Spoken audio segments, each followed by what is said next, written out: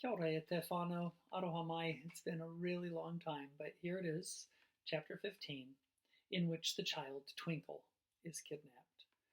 Timmins, rather grudgingly, took Charmaine the long, confusing way back to the kobold's cave. There, he said cheerfully, "You'll know the way from here," and disappeared inside the cave, leaving Charmaine alone with Waif. Charmaine did not know the way from there. She stood beside the object that Timmins had called a sled chair for several minutes, wondering what to do, and watching kobolds painting and carving and upholstering the object, and never sparing Charmaine a glance. At length it occurred to her to put Waif down onto the ground. "Show me the way to Great Uncle William's house, Waif," she said. "Be clever." Waif trotted off with a will. But Charmaine soon began seriously to doubt that Waif was being clever. Waif trotted, and Charmaine walked, and they turned left, and then right, and right again, for what seemed hours. Charmaine was so busy thinking about what she had discovered that several times she missed the moment when Waif turned left or right and had to wait, standing in the near dark, shouting, "Waif! Waif!" until Waif came back and found her. Quite probably, Charmaine doubled the distance like this. Waif began toiling and panting, with her tongue hanging out longer and longer, but Charmaine did not dare pick her up in case they never got home at all. She talked to Waif instead, to encourage them both. "Waif, I must tell Sophie what has happened. She must be worrying about Calcifer by now, and I must tell the king about the money, too. But if I go to the royal mansion as soon as I get home, horrible Prince Ludovic will be there, pretending to like crumpets. Why doesn't he like them? Crumpets are nice. Because he's a Lubbocken, I suppose. I don't dare tell the king in front of him. We'll have to wait to go until tomorrow, I think. When do you think Prince Ludovic means to leave? Tonight? The king did tell me to come back in 2 days, so Ludovic should be gone by then. If I get there early, I can speak to Sophie first. Oh dear, I've just remembered."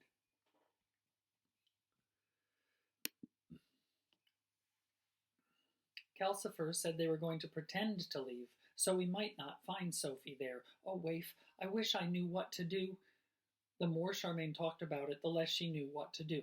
In the end, she was too tired to talk and just stumbled after the pale shape of the limping, panting Waif pattering along in front of her, until at long last Waif barged a door open and they were in Great Uncle William's living room, where Waif gave a moan and fell over on her side, breathing in hundreds of quick little gasping breaths. Charmaine stared out of the window at the hydrangeas all pink and purple in sunset light. "We've been all day," she thought. "No wonder Waif's tired. No wonder my feet hurt. At least Peter should be home by now, and I do hope he's got supper ready. Peter!" she shouted. When there was no answer, Charmaine picked Waif up and went into the kitchen. Waif feebly licked Charmaine's hand in gratitude for not having to walk a step farther. Here, the sunset light was falling on the zigzags of pink and white washing, still hanging, gently flapping, in the yard outside. There was no sign of Peter. "Peter?" Charmaine called. There was no answer. Charmaine sighed. Evidently Peter had got thoroughly lost, even worse than she had, and there was no knowing when he would turn up now. "Too many pieces of colored string," Charmaine muttered to Waif as she tapped the fireplace for dog food. "Stupid boy." She felt far too tired to do any cooking. When Waif had eaten 2 dishes of food and drunk the water Charmaine fetched from the bathroom, Charmaine staggered into the living room and had afternoon tea. After some thought, she had afternoon tea a second time. Then she had morning coffee. Then she wondered whether to go to the kitchen and have breakfast, but found she was too tired and picked up a book instead. A long time later, Waif woke her up by climbing on the sofa beside her. "Oh, bother this," Charmaine said. She went to bed without even trying to wash, and fell asleep with her glasses still on her nose. When she woke next morning, she could hear that Peter was back. There were bathroom noises and footsteps and the sound of doors opening and shutting. He sounds awfully brisk, Charmaine thought. I wish I did. But she knew she really had to get to the royal mansion today, so she groaned and got up. She dug out her last set of clean clothes and took such great care washing and doing her hair that Waif arrived anxiously from somewhere to fetch her. "Yes, breakfast, all right, I know," Charmaine said. "The trouble is," she admitted as she picked Waif up. I'm scared of that colorless gentleman. I think he's even worse than the prince. She shoved the door open with one foot, turned left into the kitchen, where she stopped and stared. A strange woman was sitting at the kitchen table, calmly eating breakfast. She was the kind of woman who you know at once is completely efficient. She had efficiency all over her narrow, sun-weathered face, and competence all over her strong, narrow hands. Those hands were busy efficiently cutting up a mighty pile of pancakes and syrup and slicing the stack of crispy bacon beside it. Charmaine stared, both at the pancakes and the woman's gypsy-like clothes. She wore bright, faded flounces all over, and a colorful scarf across her faded, fairish hair. The woman turned and stared back. Who are you? They both said at once, the woman with her mouth full.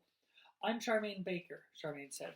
I'm here to look after Great Uncle William's house while he's being away cured by the elves. The woman swallowed her mouthful. Good, she said. I'm glad to see he left someone in charge. I didn't like to think of the dog being left all alone with Peter. She's been fed, by the way. Peter is not a dog person. Is Peter still asleep? Said Charmaine. I'm not sure. He didn't come in last night. The woman sighed. He always vanishes as soon as I turn my back, she said. I know he must have got here safely. She waved a fork loaded with pancake and bacon at the window. That washing out there has Peter all over it. Charmaine felt her face go hot and red. Some of it was my fault, she admitted. I boiled a robe. Why do you think it was Peter? Because, said the woman, he has never been able to get a spell right in his life. I should know. I'm his mother. Charmaine was rather shaken to realize she was talking to the witch of Montalbino. She was impressed. Of course, Peter's mother is hyper-efficient, she thought. But what is she doing here? I thought you'd gone to Ingery, she said. I had, said the witch. I got as far as Strangia, when Queen Beatrice told me that Wizard Howl had gone to High Norland. So back I came, across the mountains, and dropped in on the elves, where they told me that Wizard Norland was with them. I was extremely alarmed then, because I realized that Peter was probably all alone here. I'd sent him here to be safe, you see. I came here at once. I think Peter was safe, Charmaine said. Or he was until he got lost yesterday. He'll be safe now that I'm here, the witch said. I can feel he's somewhere quite near. She sighed. I suppose I'll have to go and look for him. He doesn't know his right hand from his left, you see. I know, Charmaine said. He uses colored string. He's quite efficient, really. But she thought, as she spoke, that to someone as super efficient as the Witch of Montalbino, Peter was bound to seem as hopeless as Peter thought Charmaine herself was. Parents, she thought. She put Waif on the floor and asked politely, Excuse me for asking, but how did you get the breakfast spell to send you those pancakes? By giving the right order, of course, said the witch. Want some? Charmaine nodded. The witch flicked efficient fingers toward the fireplace. Breakfast, she commanded, with pancakes, bacon, juice, and coffee. The loaded tray appeared at once with the most satisfactory heap of pancakes, trickling in syrup, in the center of it. See, said the witch. Thank you, Charmaine said, gratefully taking hold of the tray. Waif's nose tilted up at the smell, and she ran round in little circles, squeaking. Oh, sorry about that. Must be time for bed. It was clear that, to Waif, being fed by the witch did not count as proper breakfast. Charmaine put the tray on the table and gave Waif the crunchiest piece of bacon. That's an enchanting dog you've got there, the witch remarked, going back to her own breakfast. She is rather sweet, Charmaine admitted as she sat down and began to enjoy the pancakes. No, I didn't mean that, the witch said impatiently. I never gush. I meant that is what she is, an enchanting dog. She ate more pancake and added with her mouth full, Enchanting dogs are quite rare and very magical. This one is doing you a great honor by adopting you as her human. I'm guessing that she even changed her sex to match yours. I hope you appreciate her as you should. Yes, said Charmaine, I do. And I'd almost rather have breakfast with Princess Hilda, she thought. Why does she have to be so severe? She went on with her breakfast, remembering that great Uncle William had seemed to think that Waif was a male dog. Waif had seemed to be a male dog at first. Then Peter had picked her up and said she was female. I'm sure you're right, Charmaine added politely. Why is Peter not safe here on his own? He's my age, and I am. I imagine, the witch said dryly, that your magic works rather better than Peter's. She finished her pancakes and went on to toast. If Peter can possibly bungle a spell, he will, she asserted, buttering the toast. Don't tell me, she said, taking a large, crunchy bite, because I won't believe you, that your magic doesn't do exactly what you mean it to, however you do it. Charmaine thought of the flying spell and the plumbing spell, and then of Rollo in the bag, and said, yes, through a mouthful of pancake, I suppose, whereas, the witch interrupted, Peter is just the opposite. His method is always perfect, but the spell always misfires. One of my reasons for sending him to Wizard Norland was that I hoped the wizard could improve Peter's magic.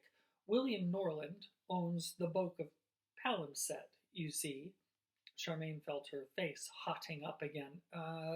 She said, passing Waif half a pancake. What does the Book of Palimpsest do, then? That dog will be too fat to walk if you go on feeding her like that, said the witch. The Book of Palimpsest gives a person the freedom to use all the magics of earth, air, fire, and water.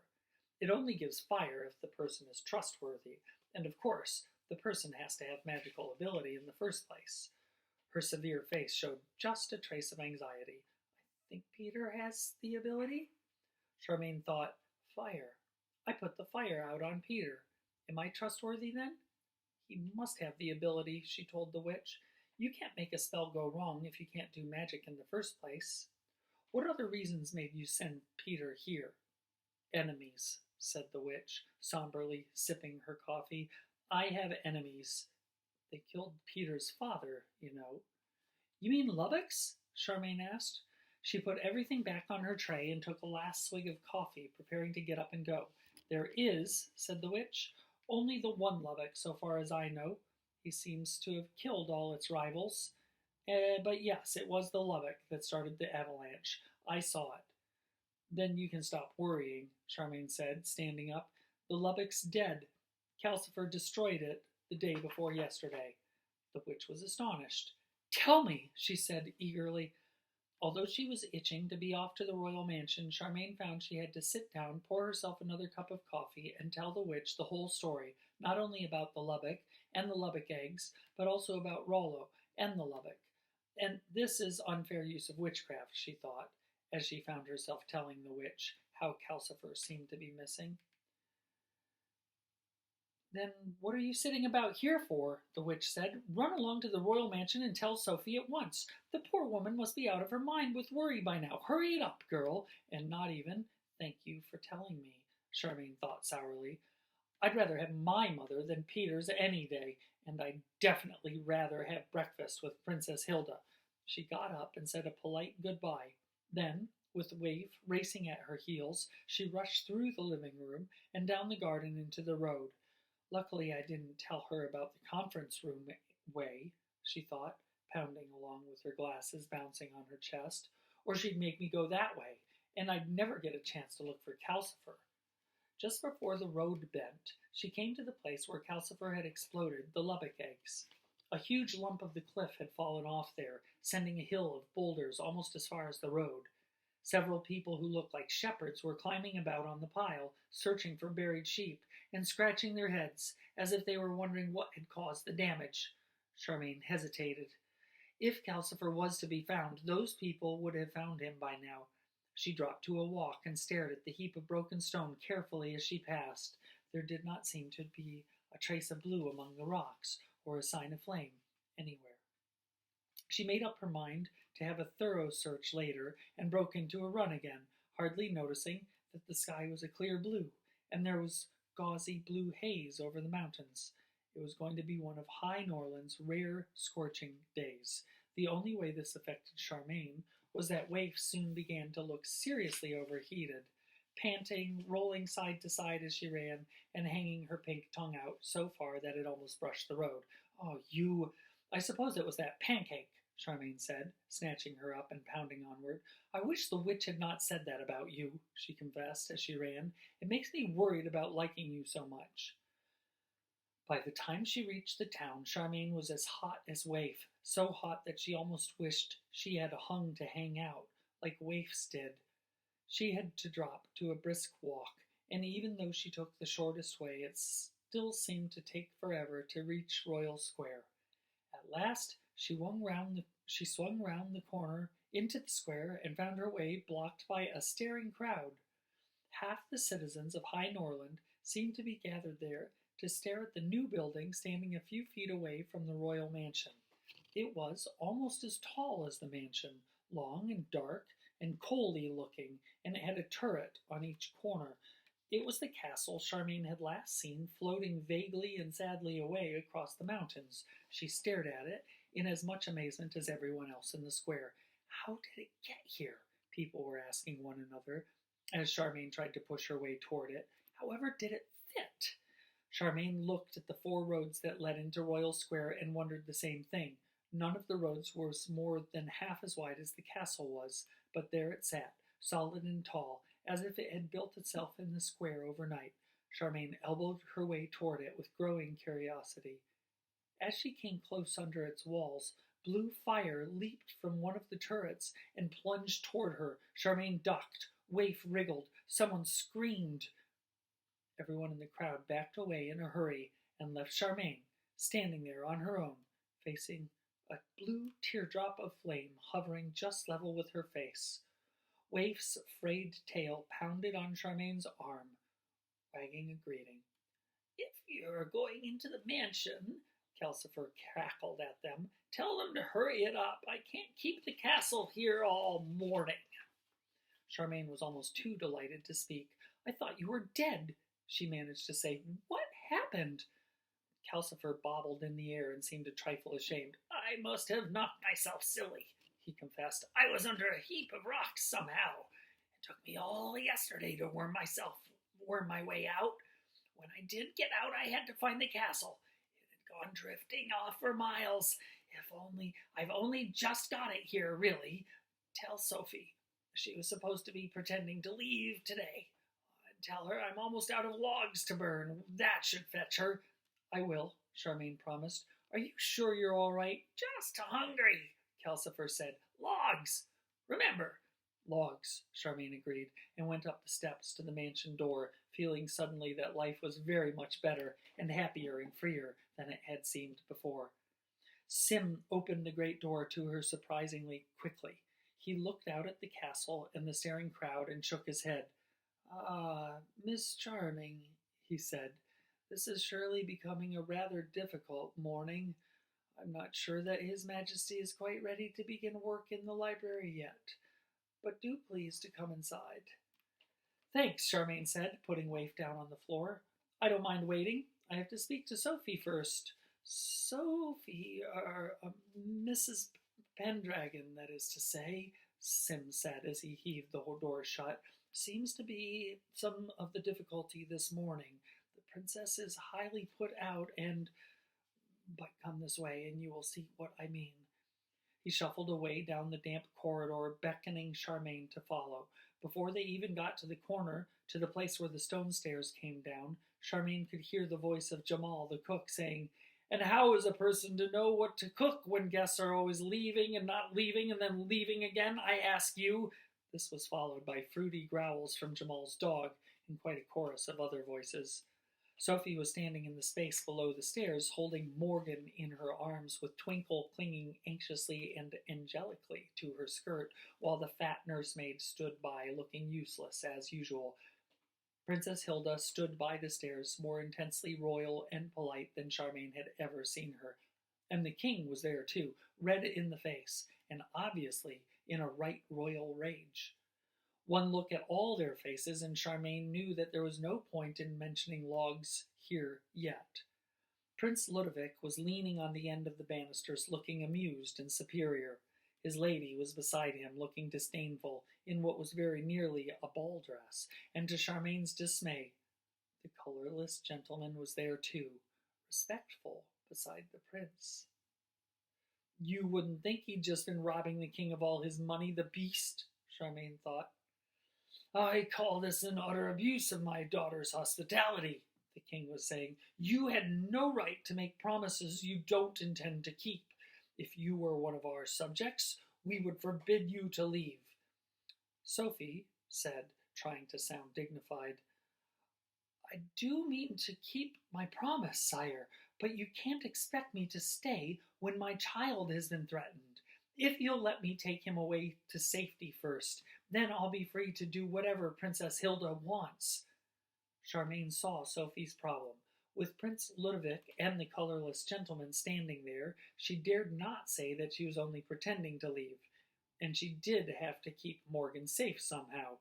The king said angrily, Don't give us any more false promises, young woman. By Charmaine's feet, Waif suddenly began growling. Behind the king, Prince Ludovic laughed and clicked his fingers. What followed took everyone by surprise.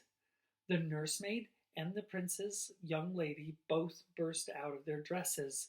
The nursemaid became a burly purple person with glistening muscles and bare clawed feet. The prince's lady's ball dress peeled away to show a thick mauve body in a black leotard that had holes cut in the back to make room for a pair of useless-looking small purple wings. Both Lubbekins advanced on Sophie with big purple hands outstretched. Sophie yelled something and whirled Morgan away from the clutching hands. Morgan yelled too, in surprise and terror. Everything else was drowned out by the high yapping of Waif and immense fruity growls from Jamal's dog as it charged after the princess lady. Before the dog could get near either Lubbekin, the princess lady, little wings whirring, had dived on Twinkle and snatched him up. Twinkle screamed and flailed blue velvet legs. The nursemaid Lubbekin put herself in front of Sophie to stop her trying to rescue Twinkle. You see, Prince Ludovic said, you are leaving, or your child suffers.